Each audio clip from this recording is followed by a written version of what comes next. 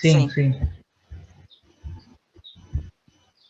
Ok. Quanto à minha formação, como falei para a Lúcia no começo, os meus títulos e a minha academia vem toda da região amazônica, ou antes da minha mãe. Justamente nessa semana, estou celebrando os 43 anos que eu cheguei no Brasil, e no Amapá, porque o Brasil é grande, né? Imenso.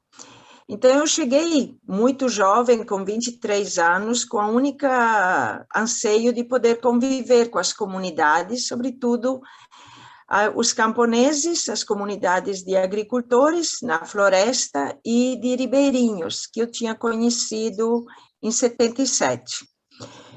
E aí essa foi a minha escola. 43 anos atrás, o Amapá não tinha nenhum curso superior, tudo devia ir para Belém e para o resto do Brasil. O Amapá é uma ilha. Quem for olhar no mapa, e quem nos isola são 400 quilômetros da foz do Rio Amazonas, porque a geografia é importante. É importante ser da Galileia e de Nazaré ou ser de Jerusalém. É diferente nascer em Belém ou nascer em Jerusalém. É diferente nascer num estábulo ou nascer num palácio. E o Amapá realmente me propiciou isso, me propiciou esse isolamento e, ao mesmo tempo, um mergulho. E só podia ser assim no meio dessas populações. E foi a partir da vida delas, a partir da convivência, da proximidade, de estar junto com todas as dificuldades. Não foi fácil, não. Eu tenho formação de magistério só, segundo grau, não tenho faculdade. Na Itália era isso, professora de primário, de fundamental, primeiros anos. E aí mergulhar numa região como era a Amazônia, e continua sendo em muitos lugares, teve coisas muito difíceis, mas também muito enriquecedora. O meu olhar, a partir também da minha vida, se voltou sobretudo para as mulheres daquela região, tão diferentes da minha experiência de mulher jovem, europeia, e ao mesmo tempo tão próxima da experiência da minha mãe. E foi a partir das perguntas delas, foi a partir da vida, perguntas que não eram feitas com a boca, muitas vezes, por causa de toda a realidade delas, de uma mulher amazônica, de toda a formação, de toda o que foi colocado em cima delas, que as coisas se tornaram perguntas para mim e para perguntar, sobretudo, ao livro sagrado, que para eles é muito importante, assim como era importante para minha mãe, que tinha suas perguntas e questionamentos, porque o Deus que habitava o coração da minha mãe e que ela mostrava para a gente, não era o mesmo Deus que uma igreja pregava para ela. E mamãe era incomodada com isso, apesar de aceitar tudo e se submeter a todos os ritos e condicionamentos e submissões que a igreja pregava. Eu estou falando pré-Concílio Vaticano II.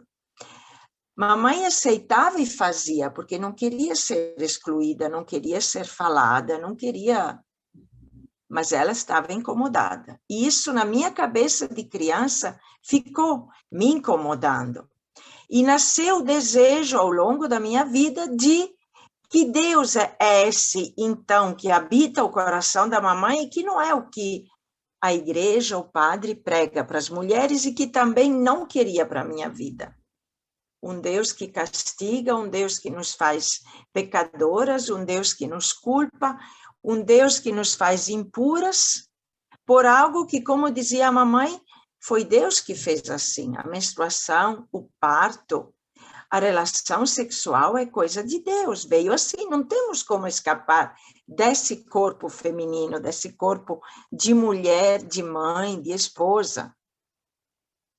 E aí isso, junto com a realidade da Amazônia, fez, aos poucos, aprofundar isso. E aí, claro, junto com o Sandro, que tem muito mais estudo, aprofundamento, estudo acadêmico, que eu digo, e o CEBI. Realmente, o CEBI foi uma porta grande que se abriu, sobretudo porque começamos, a partir dos anos 90, junto com outras mulheres, a colocar em comum nossos incômodos, nossas dúvidas, nossos questionamentos cada vez mais profundos, e nos permitimos questionar, desconstruir, dizer para nós não serve assim, nós sentimos Deus de outra forma. Foi o primeiro encontro de assessoras promovido pelo CEBI. E aí sim nos permitimos, não sei, Lúcia já estava? Eu lembro de mulheres luteranas, além das romanas e presbiterianas, a Nancy Cardoso estava, a Wanda, luterana, Tânia, Eu não estava neste agora, primeiro, eu não estava. mas enfim, e a gente se permitia dizer, falaram tanta coisa e tem tanta bobagem nos livros escritos, eu me lembro comentários que o Sandro consultava com cada bobagem, e está lá fazendo escola. Vamos nos permitir também dizer alguma coisa que não esteja tão certa e que os outros nos questionem. Então, foi isso. O maior curso do CEBI que eu fiz foi o de capacitação, em 91, de um mês, assim, de nível de curso, de títulos, mas eu digo, os meus títulos vêm justamente dessa realidade onde eu fiquei até 2015, quando viemos aqui para o Rio Grande do Sul, certo? E eu acredito profundamente no que Pedro Casaldáliga falou uma vez, acho que foi ele, onde os pés pisam, os olhos enxergam, a mente pensa e o coração bate. Então, é desse chão de água, de mata, de gente, muito com uma religiosidade, uma fé muito forte, que veio o meu saber, que também foi para os livros, foi para a reflexão, para o aprofundamento. E com esse sentir de mulher e a partir de mulheres. Então, é com essa minha maneira de ser, é assim que eu sou, não tenho outra forma de ser, não adianta. É essa a minha construção, que começou lá na minha infância e veio crescendo, que eu vou colocar um pouco do que a gente reflete, do que a gente aprofunda, e que tem todas essas pessoas que fizeram, do Amapá, do Tocantins, então, Bico do Papagaio, e realidade campesina, realidade de luta pela terra, de preservação, de conquista, de defender terras, águas, florestas. Então, junta a vida das pessoas com a vida da natureza, como foi muito bem rezado ainda agora, e tudo isso que fez e determinou o nosso olhar para o livro, porque é a pergunta que determina a leitura que a gente faz. Então, quando me dizem o Jesus histórico, eu acho muito bonito e muito desafiador, porque qual é o Jesus de Nazaré? Nazaré da Galileia nos dá imediatamente um lugar geográfico, nos dá um lugar concreto, coloca os pés num determinado momento da história e num determinado lugar daquele momento da história. E é muito diferente o lugar onde a gente tem os pés, que determina o nosso olhar. E o que nós temos de Jesus histórico são o quê? São memórias que nos foram legadas, que foram deixadas para nós. E nós temos 4 grandes memórias. Mas ninguém fez a crônica. Não tinha alguém gravando os passos e as falas de Jesus como nós estamos fazendo aqui. Começou um pouco depois, uns 30 anos depois, que comunidades precisavam responder a questionamentos que tinham e que colocavam em risco, a fé da comunidade, o seguimento de Jesus da comunidade, estava sofrendo ameaças. e as comunidades precisavam ser fortalecidas. Por isso que foi resgatada e foi escrita uma memória, a começar por Marcos, que são as comunidades de Roma, com as grandes perseguições que sofriam, terríveis perseguições nos anos 60, 64, 65, a morte de Pedro e Paulo, a morte matada.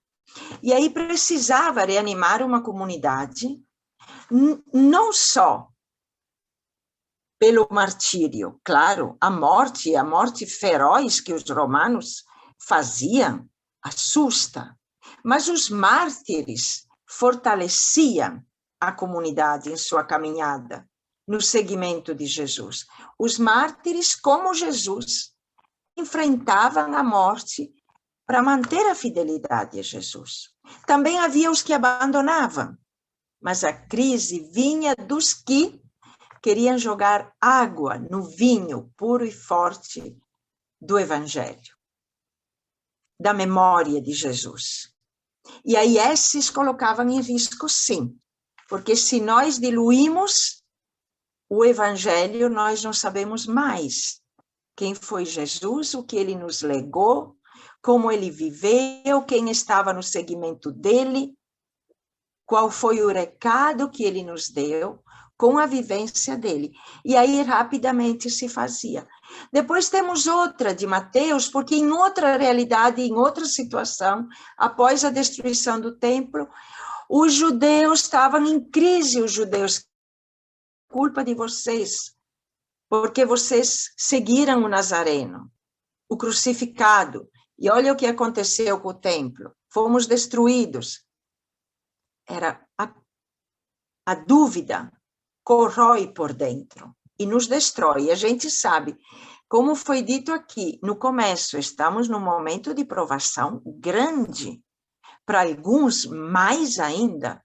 Quantas mortes nas famílias perto de nós. Lúcia lembrava a família dela, né? Terrível. Como? Isso não se recupera. E se alguém disser, eu nunca duvidei, eu duvido dessa pessoa, me permitam, porque quantas perguntas a gente fez. Nós retomamos Jó, Lamentações, Profetas, nesse período, porque dizíamos, nós precisamos voltar a isso. E aí Mateus escreve, as comunidades de Mateus escrevem, relê a memória de Jesus como devia ser contada. E sai diferente. Marcos é curtinho, Mateus é mais longo, cheio de discursos, falas. Depois temos Lucas, que escreve para outro grupo, para outras comunidades, em outra realidade, e João, que todos os grupos que tinham perguntas diferentes, realidades diferentes, momentos diferentes. E o que Marcos tinha escrito não servia tanto para as comunidades de Lucas. E aí Lucas coloca outras, de outra forma. Ah, mas aí inventaram? Não. Nós temos um núcleo, que é um núcleo que é comum a todos. Eu diria mais do que um núcleo. Temos um ponto que é firme para todos eles, que será depois o anúncio, como nós temos nos Atos. Aquele que vocês mataram, Deus o colocou de pé e está vivo. Colocou de pé, está vivo. Não ressuscitou lá no passado e terminou. Está vivo. E é esse o Jesus que é anunciado. Com aquela primeira parte, vocês o mataram. Isso é muito importante não perdermos de vista. Jesus não morreu, Jesus foi assassinado. Nós precisamos dizer isso. Precisamos verbalizar essa verdade que é dura, difícil. Como podemos, num continente como o nosso, onde os mártires continuam existindo, como podemos não dizer? Santo Dias não morreu, foi morto, foi assassinado. Quantas mulheres no campo nós choramos? Quantos homens, lideranças, padres, bispos, quantos agentes de pastoral foram mortos? Vocês o mataram. Depois, o que a teologia faz com a morte de Jesus? Jesus morreu por todos, claro, para salvar a todos. Ninguém está negando isso. Mas não podemos, o que Deus, com a morte de Jesus, realiza para todos nós, isso é Deus que faz. Mas a realidade da vida e da morte de Jesus é de uma pessoa que foi assassinada. Assassinadas pelos poderes do tempo.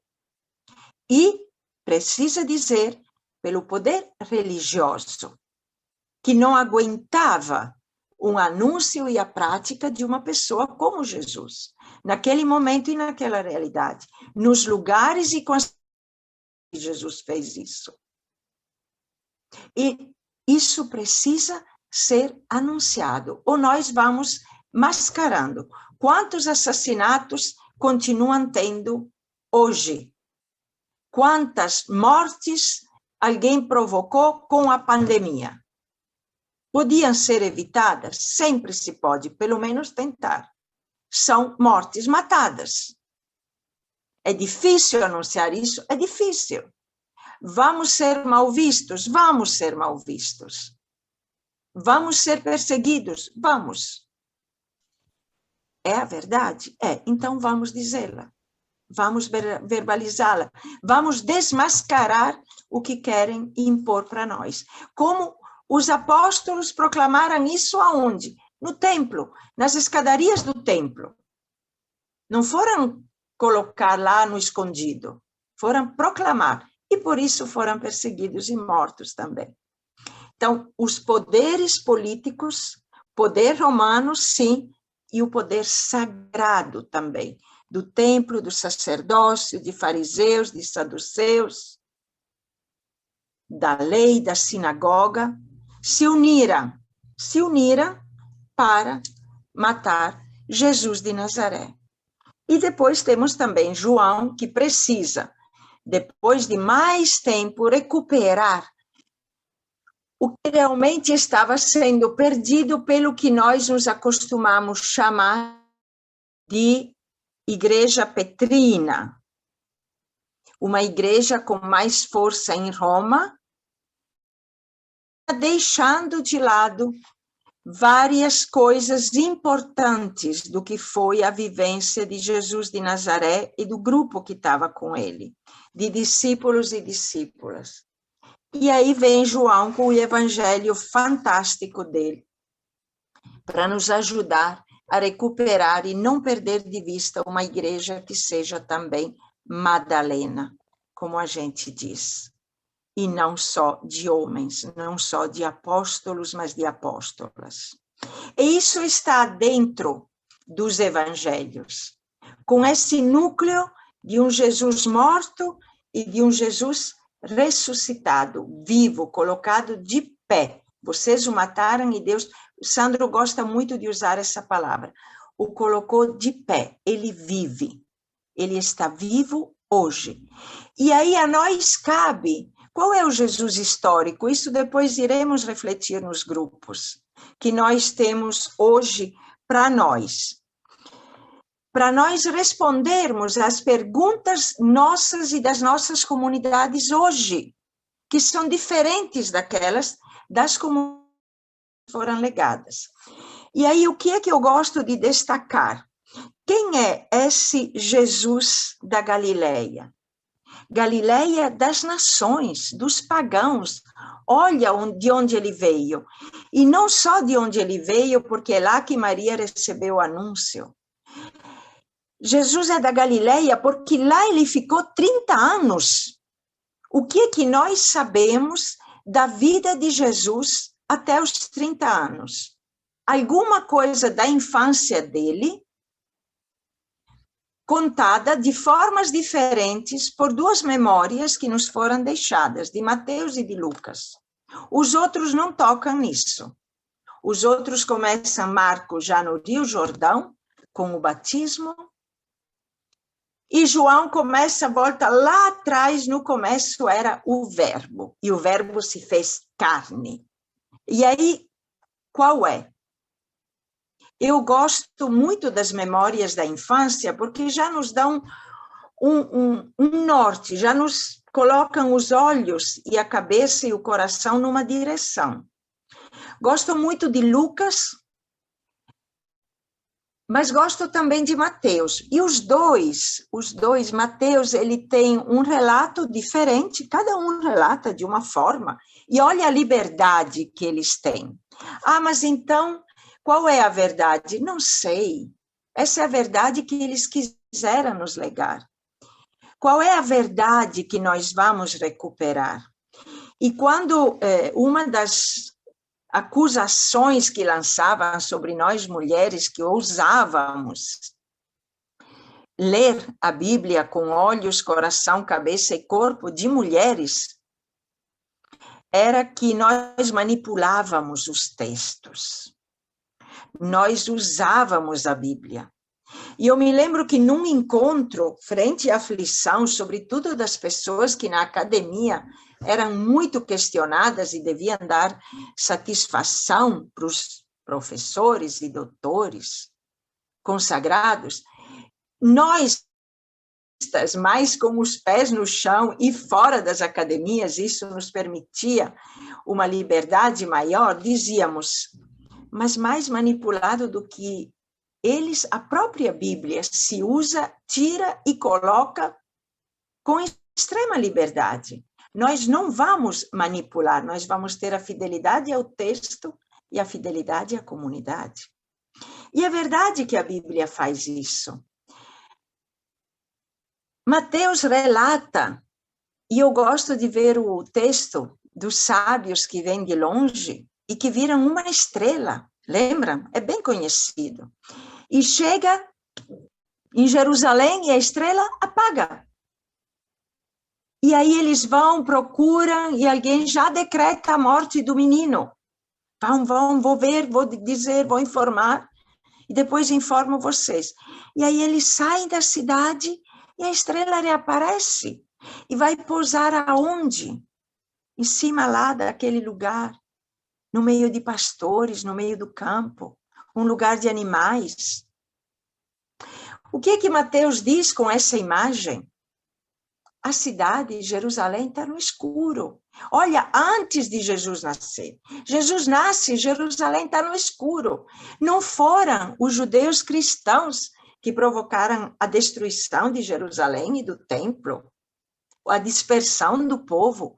Jerusalém no escuro. O rei queria matar o menino.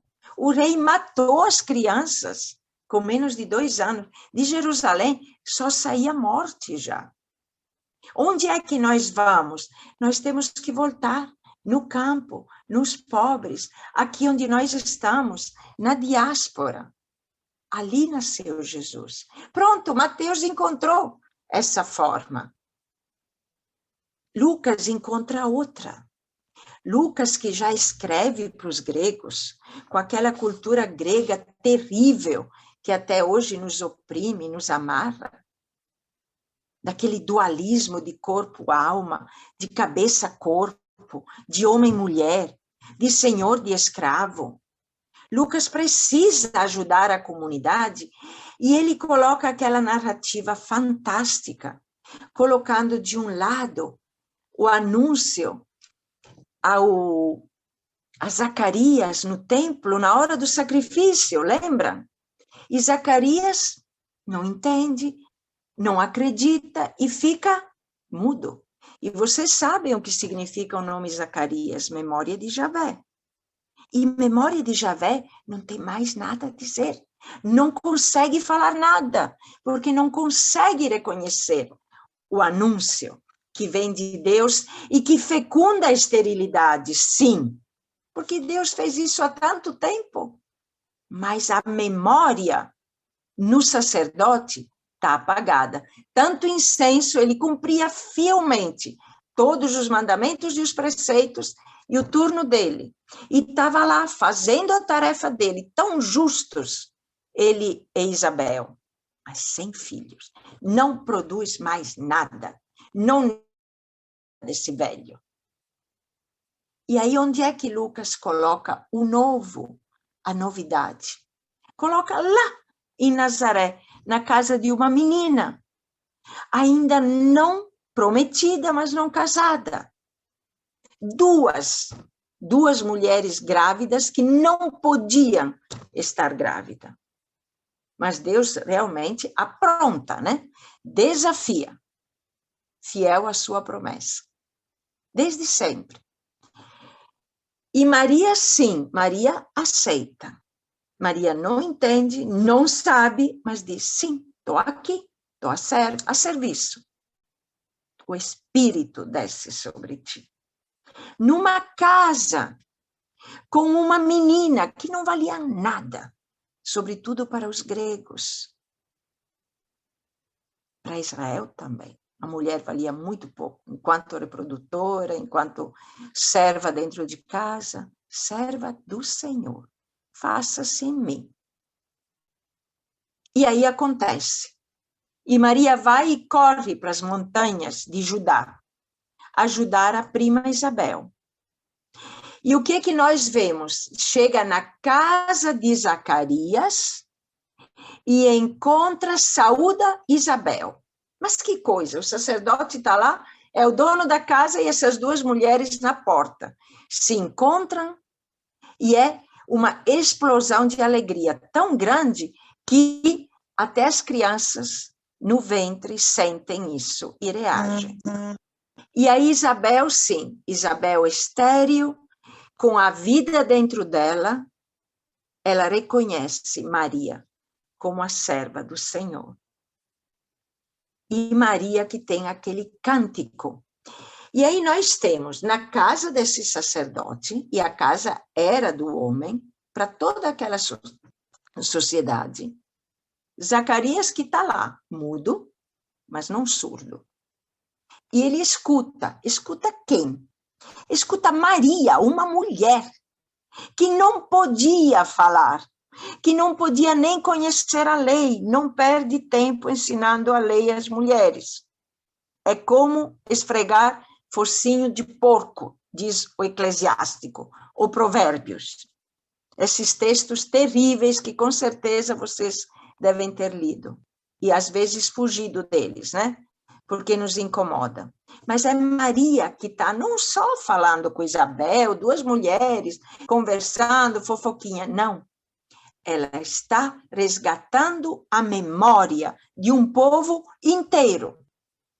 E de um povo, no povo eu ponho de mulheres, que o templo e o sacerdócio e os ritos tinham esquecido, excluído, massacrado ao longo dos séculos. Por isso que não entende, por isso que não tem mais o que falar. Não importa o nome que se dê, Zacar é memória, Zacar, Yah, de Javé. Não tem mais nada a dizer, esqueceu tudo. Emudeceu. E quem fala é Maria. E Maria faz o quê? A memória de um Deus que olha a humilhação de sua serva, não humildade. A igreja romana, a minha igreja, ela massacrou esse cântico de Maria e a figura de Maria. Não tem nada de humilde nesse cântico. E essa é a espiritualidade mariana, mais séria e mais evangélica que a gente tenha. O resto, como diz o Carlos, é o amor, o carinho, a devoção do povo que carregou Maria de mantos, de coroas, de estrelas, de tudo. Gosta da mãe. É bonito isso. Mas não vamos esquecer Maria de Nazaré, que diz sou a serva do Senhor, e Maria na casa de Isabel, com esse cântico extremamente revolucionário, gente. Derruba os poderosos, eleva os humildes, mas bastaria elevar os humildes, não derruba os outros. Dá de comer a quem tem fome e manda embora de mãos vazias. Mas embora repartir, não manda embora de mãos vazias. É difícil, né? E é essa guriazinha lá, da Galileia, nas montanhas da Judeia, que canta isso e o sacerdote é obrigado a escutar calado. E essa cena que Lucas nos lega é extremamente importante e bonita, sobretudo para nós mulheres e para o trabalho com as mulheres, e para os homens também, que sabem, mesmo não sendo mudos, parar para escutar as mulheres também, ou perguntar e ouvir. Sobretudo os da hierarquia, os que estão na liderança de comunidades. E eu acho muito bonito isso, porque me diz o quê? Me diz que Jesus criança, Jesus bebê, Jesus jovem, foi criado, foi alimentado no seio e no coração, na cabeça de Maria, com essa memória. Que a gente, Jesus, o mestre, o que ensina, mas o que ele fez, Jesus, 30 anos? Ficou enterrado naquele lugar, Nazaré, mas o que era Nazaré dos gentios? Dos pagãos, desprezados. Quem é ele? O filho do carpinteiro? É ele, o carpinteiro, conhecemos Maria, seus irmãos e irmãs estão aqui. Quem ele pensa que é agora? Bagunçar dentro da sinagoga, dizer coisas, fazer coisas, não respeita o rito e a celebração. Com quem Jesus aprendeu isso? Onde ele alimentou as forças para a missão que o pai entregou a ele? Com a mãe dele, serva de Javé. Maria, humilde só na frente de Deus, quando recebendo o anúncio, ela diz, eis a serva do Senhor. Perante os outros, ela tem o tamanho de todas as mulheres da história que ela resgata. E são muitas. Se a gente souber ler e souber procurar nas dobras dos livros e das palavras e dos relatos que às vezes vão encobrindo com a poeira de outras cabeças e de outras leituras. E eu gosto de citar uma, porque não podemos fazer toda, seria muito bonito resgatar essa memória no feminino plural, mas eu gosto de lembrar de Agar, porque a gente fazia as matriarcas. E as matriarcas ainda é uma história patriarcal, que faz a história a partir de um grupo que vai, caminha, tem uma descendência. Mas se a gente for olhar um pouquinho mais a fundo, a gente encontra, junto com a história de Abraão e de Sara, e do filhinho deles, a gente encontra a história de uma escrava egípcia na tenda de Abraão, usada pela própria Sara para ter uma descendência, e depois hostilizada, e depois mandada embora. E temos 2 relatos de Agar, um no capítulo 16 e um no capítulo 20. E Agar é colocada realmente como uma matriarca junto com Abraão. Agar é encontrada pelo anjo junto a um poço. E naquele momento da história dos patriarcas, da história do povo, o poço era fundamental para a vida. E Agar se torna a dona do poço. No segundo relato, no 20, de novo, tem um outro detalhe que é muito importante, que nós costumamos falar dele no Êxodo, na hora da revelação de Deus a Moisés. Mas já estava lá Agar, já sabia disso. E se não formos nós a resgatar, quem irá resgatar? Maria sabia disso, Maria lembrava. Tinha um fio de memória, um fio de água que corria por baixo do chão da história dominante, e que ficou dominante em muitas páginas do livro, e que brota de novo com muita força, em vários momentos da história brota, com várias mulheres, não só aquelas nomeadas, aquelas não nomeadas também, como no segundo Isaías, no Deutero Isaías. que nós afirmamos ser escrito por grupos de mulheres, das quais não temos o nome, e isso é fantástico que não tenha nome, porque abre para quantas e quantos. Mas essa água brota em vários, e a gente precisa estar atento a isso. E aí Agar, no segundo relato, e no capítulo 20 do Gênesis, diz que ela está lá, acabou o pão, acabou a água, e ela deixa o pequeno debaixo de uma árvore, na sombra, porque não quer ouvir o choro e vê-lo morrer. Está no deserto, foi mandado embora, acabou as provisões. E aí o anjo do Senhor vem e diz... É muito bonito esse relato do 20. Eu digo por quê, gente? Porque não pode passar batido para nós. E ele diz assim, vem, não quero ver o menino morrer. Levantou a voz e chorou, Agar. Agar chora. Deus ouviu a voz do rapaz. E o mensageiro de Deus, Deus do céu, chamou Agar e disse, o que é que você tem, Agar? Pois Deus ouviu, de novo, repete, a voz do menino desde onde está. Muito interessante. Aqui, Deus ouve, mas não ouve o choro de Sara, de Agar. Tem alguém que está pior que Agar, que é o menino. Deus ouviu o grito, o choro do menino. Gente, Deus ouve bem antes do Egito. É essa memória que Maria tem. Olhou para a humilhação de sua serva.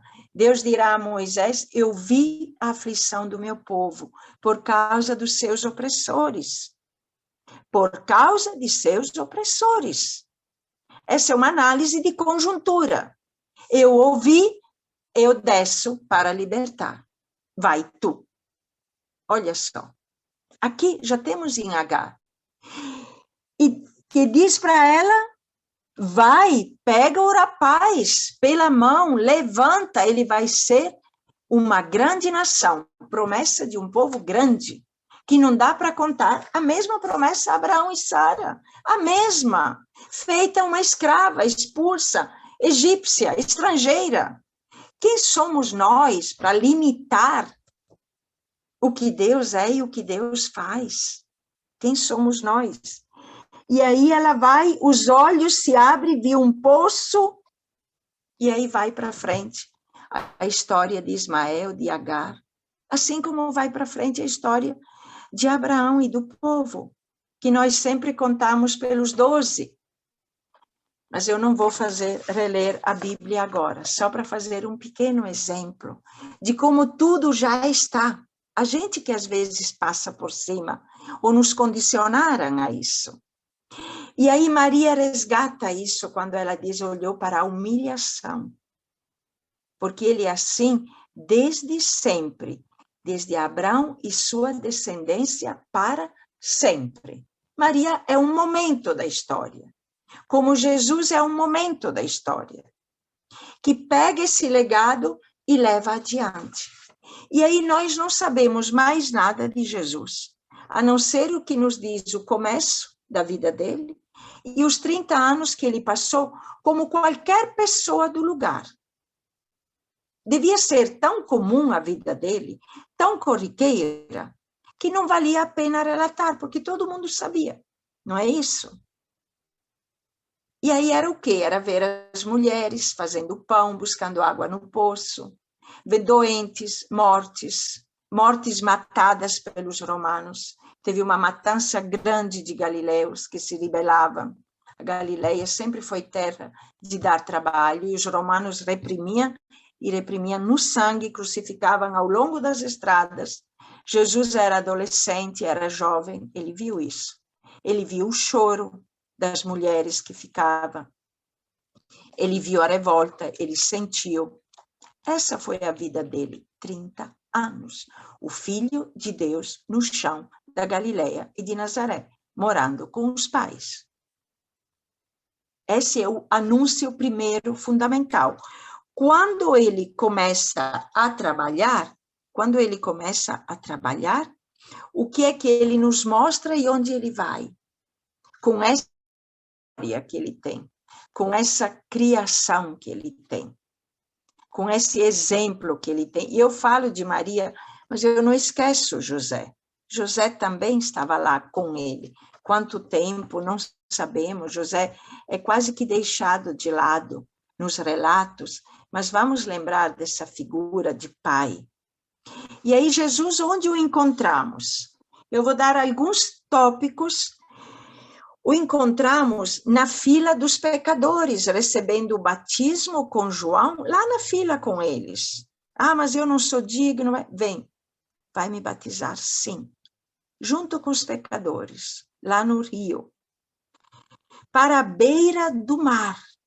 Jesus o encontramos nas beiras, nas periferias, nas estradas, junto onde tem os últimos, pescadores, publicanos, mulheres, doentes. Quantos doentes Jesus encontra? Quantos sofredores? Quantos? Pescadores, que era uma profissão extremamente como pastores, eram as últimas das últimas. Muito desemprego, os romanos tomavam as terras, obrigavam a trabalhar no latifúndio, deixavam um cantinho às beiradas do caminho, lembram aquele da semente jogada no caminho, e muito desempregado, né? Aqueles da primeira hora, da segunda, do fim da tarde, quanta gente esperando trabalho, quanta boia fria, sem boia, nem fria não tinha. E que recebem todo mundo igual no final do dia. É com esses que Jesus vai caminhar, é esses que ele vai encontrar, ao encontro desses. Lá aqueles fora, na exclusão, nas beiras. E os pescadores também, profissão, porque pescavam de tudo. Vem peixe com pele, peixe sem pele. O Levítico discriminava e dizia, você pode isso, não pode aquilo, mas quem pesca na rede vai todos os peixes, e depois deviam escolher para poder pôr no mercado, e aí o contato com o impuro, o contato com o não-judeu, o contato, e todos impuros, e por isso excluídos, e por isso deviam pagar, porque essa era a grande jogada do templo. Se tu é impuro, se tu é impura, para voltar, tem que purificar, tem que pagar. E aí nós, mulheres lascadas, do começo ao fim. Da nossa puberdade até o fim da menopausa, impuras. Sem possibilidade. Como dizia a mamãe, o que eu posso fazer? Se Deus que nos fez assim. Reclama com ele, né? Não nós pagarmos. Mamãe fez o rito da purificação. Não menstrual, uma menstruação já era algo para manter bem escondido, para falar até com gíria. Eu encontro isso ainda hoje aqui no Rio Grande do Sul, mulheres que têm essa memória. É com esse grupo que Jesus está e que Jesus escolhe. E entre eles, mulheres. Mulheres que nos será dito no final do Evangelho de Marcos, que os seguiram até Jerusalém, até os pés da cruz.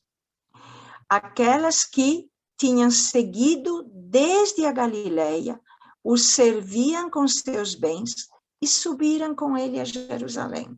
Então, desde a Galileia, nós temos registro de mulheres no seguimento de Jesus. E vocês sabem que no grego a palavra seguir é acolitar. Então, nós temos mulheres acólitas de Jesus, no seguimento de Jesus. E não temos que fazer lista na minha igreja para ver quem pode ser acólita, quem pode ser leitora, quem pode ser diácona. Nós, mulheres, não podemos na minha igreja, sem chance. Vocês já caminharam bem mais, né? Muito menos a ordem sagrada do sacerdócio. Isso nem se conversa, nem com Francisco. Mas não importa. Nós já temos a grande ordem do seguir, do servir e de subir até os pés da cruz. Isso é que nos diz a memória que nos foi legada. Uma outra coisa que Jesus nos lega, que a memória das comunidades nos legam, a partir do que colocam de Jesus, é que o reino chegou, porque eu estou aqui. O reino chegou, não é vai chegar, vou realizar, vou implantar. O reino chegou. Por quê? Porque ele coloca a vida, e a vida das excluídas e dos excluídos em primeiro lugar. E aí os evangelhos são cheios de relatos disso. Nós temos o relato da mulher que perdia sangue e que foi tocá-lo no meio da multidão. E vocês sabem muito bem, né? Isso não podia, isso gerava uma grande confusão e ela podia ser morta. Mas ela já estava morrendo mesmo, né? Quantos anos ela tinha de perda de sangue? 12. Que número é o 12? É o povo. É o povo inteiro que está se esvaindo em sangue, gasta tudo e só fica pior. É isso que nos diz o relato. E aí ela vai e diz, eu nem que seja o lembo do manto dele, eu vou tocar. Não podia. E qual é a palavra que ela recebe de Jesus? Jesus não vai para frente, Jesus para. Quer criar um caso lá. Dizem vocês criar um caso, lá no norte diz, né? Ele quer uma confusão.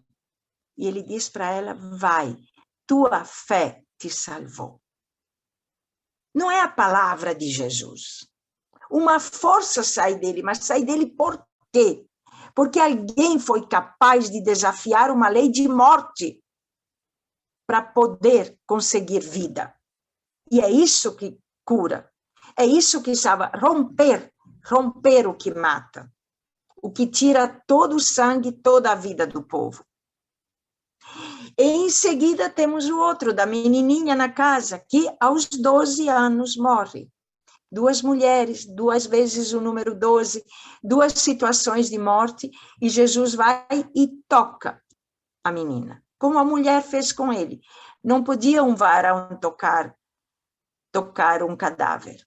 Era trabalho das mulheres. Quem tocasse o cadáver se tornava impuro.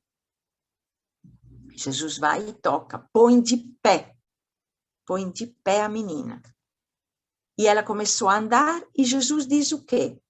Dá-lhe de comer. Porque o pão nas casas tem que ser para as famílias, para as meninas, para que não morram. Não para pagar o templo. Litros de farinha todos os meses para pagar a impureza das mulheres. Isso fazia falta na casa. Fora os tributos, fora as ofertas, fora. Esse povo não parava mais de pagar. Sangue que ia embora, vida que ia embora. Dai de comer para a menina. O pão na casa, para a vida dos pequenos, das pequenas. Tem um outro texto que eu amo muito e que só Lucas, as comunidades de Lucas recordam. No capítulo 13, a mulher encurvada. Lembram? Onde acontece isso? Se a hemorroíça é na estrada, no caminho, a menina é na casa, a mulher encurvada é na sinagoga. Como muitos sinais que Jesus faz é na sinagoga. Desde o primeiro em Marcos, do homem com a mão seca, lembra? Vem tu no meio. Mas como no meio? O meio da sinagoga, o centro é a palavra. O centro na minha igreja é o altar com o sacerdote. E todo mundo olha para lá. E Jesus chama no meio o homenzinho com a mão seca, que devia estar na porta esmolando, doente, impuro, castigado. Não bastava ser impuro, pagador, castigado. Se ele está assim, alguma coisa ele fez.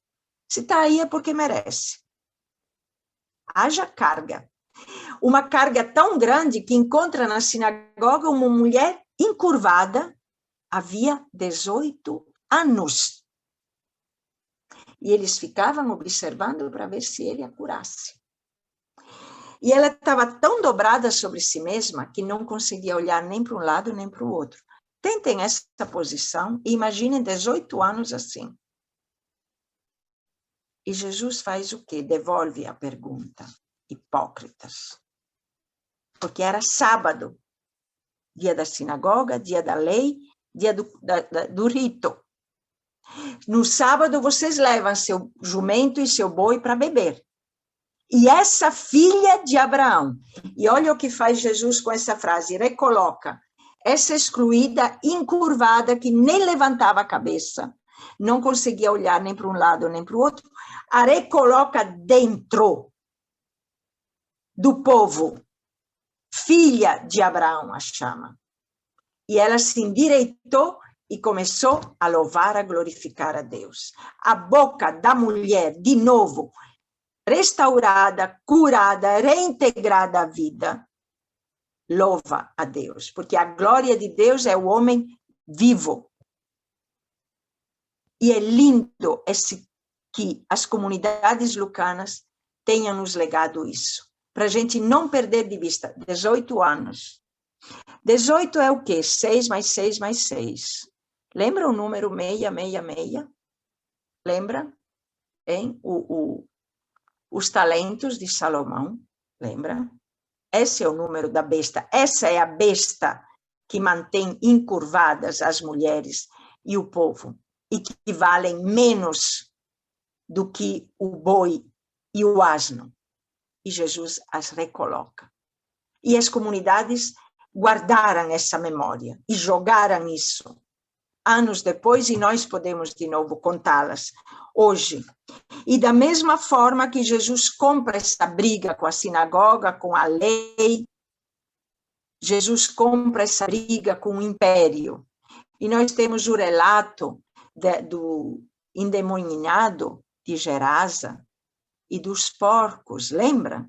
Que Jesus vai, e esse homem que estava lá, todos tinham medo, se quebrava, se machucava, rompia as correntes, não tinha quem o segurasse.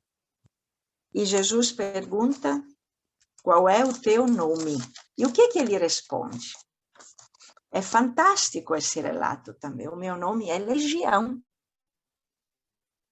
Legião, as legiões romanas, que pisavam em cima de tudo e de todos, oprimindo no sangue qualquer tentativa. E esse que reduziam o povo à situação dessa criatura. Ah, por favor, pelo menos não joga nos porcos. Vai. E aí 2.000 porcos foram para o mar. Denúncia da legião, da violência do Império Romano, prejuízo econômico, tanto que disseram para ele, vai-te embora daqui da região, some daqui. Como é que eles iam explicar? E eles não consumiam carne de porco. Lembram que era proibida? Não consumiam. Acredito que até hoje não consumam. Obrigados a criar porcos para depois abastecer os quartéis, os palácios de Roma, que Roma comia. Não tinha problemas, não, pelo contrário. Gostava muito. Obrigados a fazerem isso. Jesus liberta.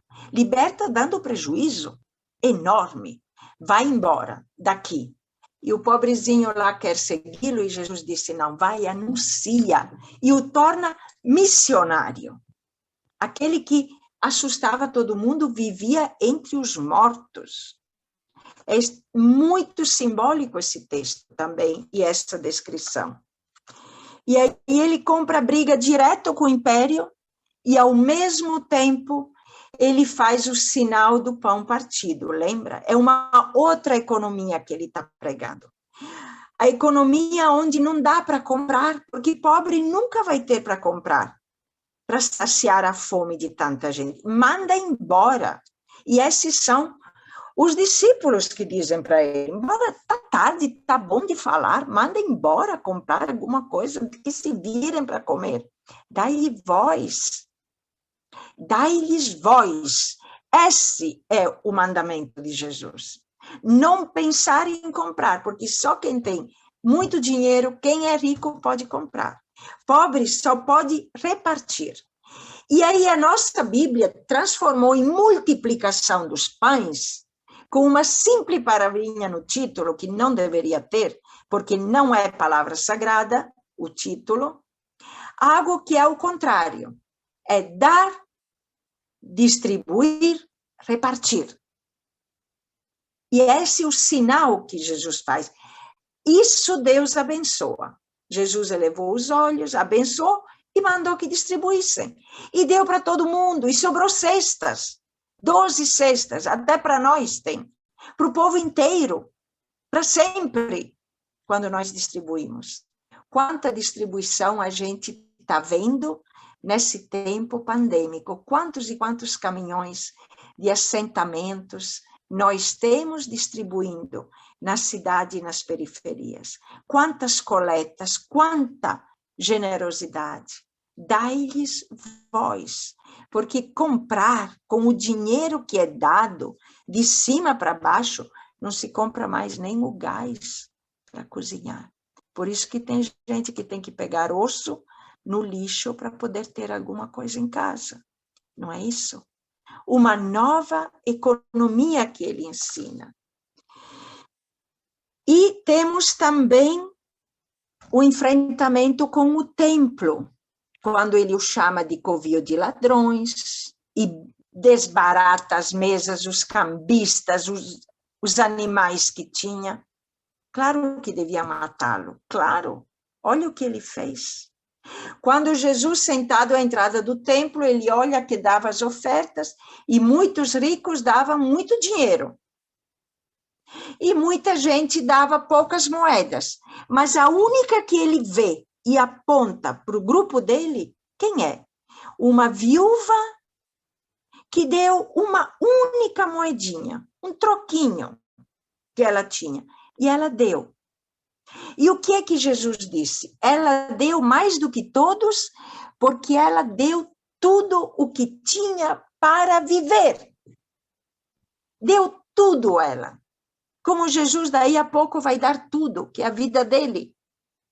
Vai ser ele o pão partido.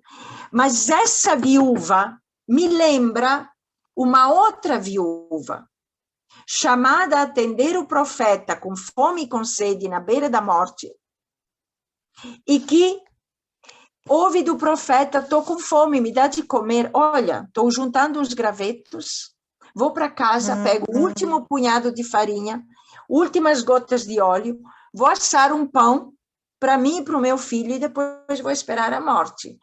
E o que o profeta diz para ele? Vai e faz primeiro para mim. Gente, é abuso isso. Nós não diríamos isso. Como que ela vai fazer primeiro para ele e não para o filho? Deu tudo o que tinha. E ela fez para o profeta. E nunca mais faltou farinha, nunca mais faltou azeite. O que aconteceu? Não sabemos. Mas é uma memória que alguém guardou e que Jesus conhece e que aplica, mostra. Então, quem é que nós olhamos? Quem é que a comunidade quer que a gente veja? Assim como Jesus saberá ver e parar e chorar frente a outra viúva que está levando o único filho para ser enterrado. E Jesus para e chora, se emociona e recoloca o filho de pé. Porque ele sabia ver e enxergar isso. E os evangelhos querem que nós também façamos isso e consigamos ter esse olhar, esse sentir, essa memória que quem escreveu esses textos recuperou para nós, para que a gente possa romper com templo, palácios, leis, ritos, gente. Rito mata. O rito mata. A vida mata a fé, porque ele cristaliza, ele congela, não renova, não vivifica. Liturgia precisa celebrar e celebrar vida, para vivificar. E é isso que Jesus combate. Jesus fará uma única celebração, uma única ceia. Lembra? Onde ele que preside faz o quê? Faz o gesto de partir, de distribuir, e João nos lega uma memória melhor ainda, mais forte ainda, porque precisava sacudir a comunidade que estava se perdendo do que era o anúncio. Ele tirou o manto, colocou o avental e começou a lavar os pés. João não tem o relato da Eucaristia, tem um longo discurso muito bonito e tem o lava-pés. Como eu fiz, façam vocês também. O serviço. Eu que sou o Senhor e Mestre. O que as mulheres faziam desde a Galileia. Seguiam e serviam. Jesus lá faz o mesmo gesto. Lava os pés. Um gesto que uma mulher tinha feito pouco antes em Betânia, ao redor da mesa, quando ungiu a cabeça de Jesus. Lembra? Ungiu a cabeça de Jesus, lavou os pés com suas lágrimas. Jesus lava os pés lá no final. Ele soube ver e colher gestos. E aí ele vai nos dizendo isso, e nos mostrando até partir o pão, e daqui a pouco vai ser o meu corpo e o meu sangue. E a gente transforma isso num rito que termina na hora em que a gente sai da igreja, na hora em que dizem vá em paz. Lá começa. Se é um rito, termina, fecha a porta, vamos voltar à vida. Não. Aí começa na hora em que a gente sai da igreja. Não seria dizer vai em paz, deveriam dizer vão à luta, vão assumir a missão, vão para o serviço. Deveria ser isso que nos dizem ao se despedir. Com paz, porque a gente está no caminho de Jesus, no caminho do serviço. Mas é isso que nos pede. É isso que nós celebramos lá. Uma vida para até não ter mais corpo, até não ter mais sangue, tudo derramado. Para fazer isto. Fazer em memória, não é celebrar o rito. Infelizmente, reduzimos a isso. Eu estou falando da minha igreja, que conheço. Reduzimos a um rito, aí terminou. Não pode. Aí nós fomos pegar força para fazermos o mesmo. Fazer isto, vai, agora é tua vez. Jesus já fez. É a nossa vez de fazermos. Eu vou terminando para deixar o tempo dos grupos, né? Começamos um pouquinho depois, alguma coisa a mais, depois eu posso ver depois. E com isso, nós também seremos perseguidos e perseguidas. Porque Jesus o disse também, não escondeu. Fizeram a mim, vão fazer com vocês também. O servo não é maior do que o Senhor. Perseguiram a mim, vão perseguir a vocês também. Ai de vós se não fordes perseguidos. Isso está muito claro. Lembram aquele discurso, felizes os pobres no Espírito, pelo Espírito, por causa do Espírito, como Maria, e aqui em Jesus a presença de Maria coberta pela força do Espírito, que dá vida, que fecunda o que não era para estar grávido. Isso Jesus tem presente. Então, o pobre pelo Espírito, e isso o Sandro me ensina a partir da leitura correta das preposições gregas, tá? Não é o pobre porque é destacado dos bens materiais, não importa, o rico pode ser mais pobre que o pobre, mas que beleza, né? Conseguem virar do avesso as coisas. Não é o pobre pelo Espírito, com E maiúscula. É o mesmo Espírito que lá no deserto disse a Moisés, vai tu, eu te envio. O mesmo que disse a Agar, levanta-te, dá a mão para o garoto, cava lá que vai ter água. Enxuga esse choro, vai fazer alguma coisa. Porque o Deus que escuta o clamor do povo, o Deus que vê, que conhece, como é bom isso, saber que Ele é nosso Pai. O Deus que desce para libertar, nossa, que maravilha, deve ter dito Moisés. Desci para libertá-lo, para levá-lo a uma terra farta. Oba, que bom. Vai tu, eu te envio. Aí Moisés começa a gaguejar. Não sabe mais, não quer, não sabe falar, tem medo, não dá. Manda outro. é esse vai tu, que é o espírito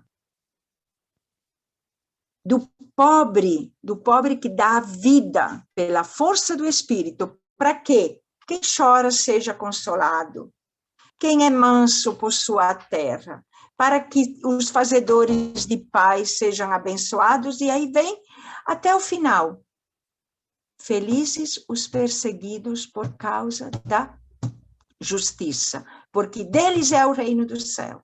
Então, o pobre, pela força do Espírito, que luta para que tudo isso aconteça no presente, no final, quem é o perseguido por causa da justiça? Porque quem faz isso, quem luta pela terra, quem luta pela paz, quem luta para enxugar lágrimas, para que não tenha mais lágrimas, vai ser perseguido. Não tem, porque o poder do mal é muito forte. É meia, meia, meia, gente. Não vai desistir.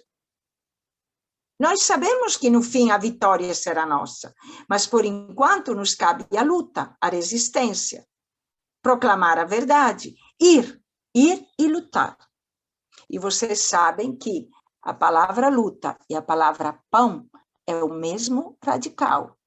E Jesus ensinou a orar dizendo: dai-nos hoje o nosso pão de cada dia, ou a nossa luta de cada dia. Ou os dois, né? Porque a gente não luta sem pão.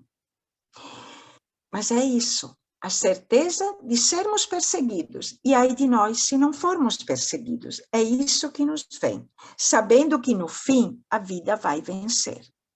A nossa também. Nós também seremos recolocados de pé.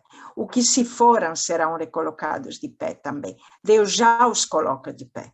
Mas, por enquanto, nos cabe a luta e a caminhada, junto com as mulheres que seguiam, serviam e subiram com ele até Jerusalém. Enquanto tiver alguém com uma cruz, pregado numa cruz, lá teremos mulheres junto a ele. Eu vou parar aqui agora, certo? E aí não sei se querem fazer uma pausa, ou eu queria deixar para os grupos, e até acredito umas 11h10, 11h15, não sei quantas pessoas tem, eu não consigo ver aqui, mas seria isso. Alguma dúvida, eu vou já dar, aí depois vocês dão os encaminhamentos, certo? Pode ser, Lúcia, ou quer fazer de outra forma? Eu acho que tá bom assim, né, Lúcia? Acho que podemos fazer um intervalo de uns 5 minutinhos. Acho que a Ana precisa. Eu poderia já dizer a consigna para os grupos. Sim. E aí depois vocês organizam, reúnem. Então, seria isso. Tem alguma dificuldade, dúvida, discordância? Podem também complementação, enfim. E depois o desafio, que talvez não termine hoje, mas que seria bom tentar começar, como reflexão, se o tempo deixar, qual é o Jesus histórico que nós precisamos escrever, fazer memória, termos hoje à frente para as nossas comunidades. Todos vocês estão inseridos em comunidades, em academia, em grupos, paróquias, dioceses. Então, qual é? O que nós vamos destacar do que temos dos relatos que tem aqui? Porque sempre terá um quinto evangelho, viu? Sempre. E o quinto evangelho é o que nós escrevemos hoje para as nossas comunidades e para a nossa vida. Então, qual seria? O que destacaríamos? Certo? Para os grupos, e aí me digam a hora da volta.